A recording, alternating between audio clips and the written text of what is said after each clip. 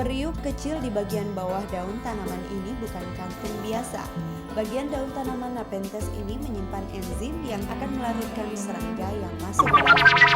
Periuk kecil di bagian bawah daun tanaman ini bukan kantung biasa. Bagian daun tanaman Nepenthes ini menyimpan enzim yang akan melarutkan serangga yang masuk ke dalamnya. Serangga? Iya. Nepenthes ini memang salah satu spesies tanaman pemakan serangga. Adalah Apriza susca, penggemar tanaman yang jatuh cinta pada tumbuhan berkantung ini.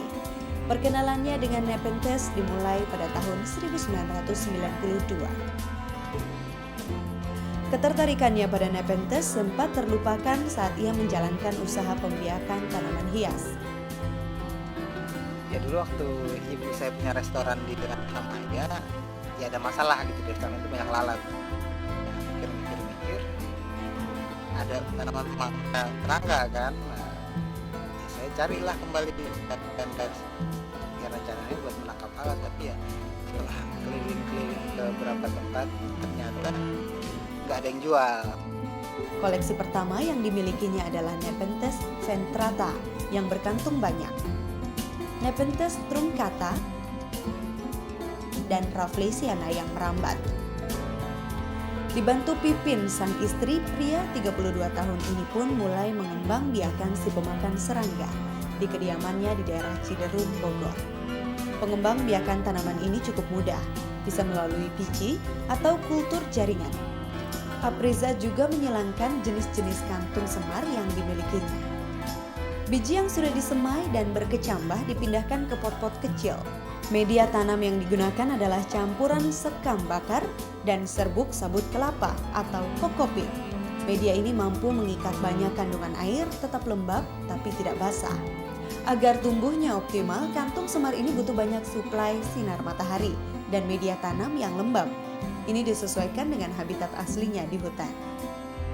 Asal tanamannya, jadi maksudnya asal tanaman, banyak tanaman yang dijual itu harus cabutan dari alam, tanaman yang belum sehat, dan punya akar. Tapi pengembangbiakan kantung semar butuh waktu cukup lama. Untuk mencapai ukuran 5 cm seperti ini, harus menunggu kurang lebih 6 bulan. Lama tanam ini bervariasi pada setiap jenisnya. Faktor inilah yang mempengaruhi harga jual kantung semar, selain kelangkaan jenis dan keunikan bentuk kantongnya. Seperti jenis Nepenthes truncata yang berusia 6 bulan ini, Apriza mematok harga Rp2 juta bagi peminatnya.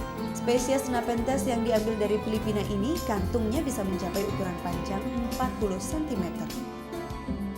Sementara untuk anakan Nepenthes mirabilis dan Ampullaria yang cukup mudah dibiakan ini dilepas dengan harga mulai dari Rp500.000 hingga ratusan ribu rupiah untuk ukuran pot 7 cm.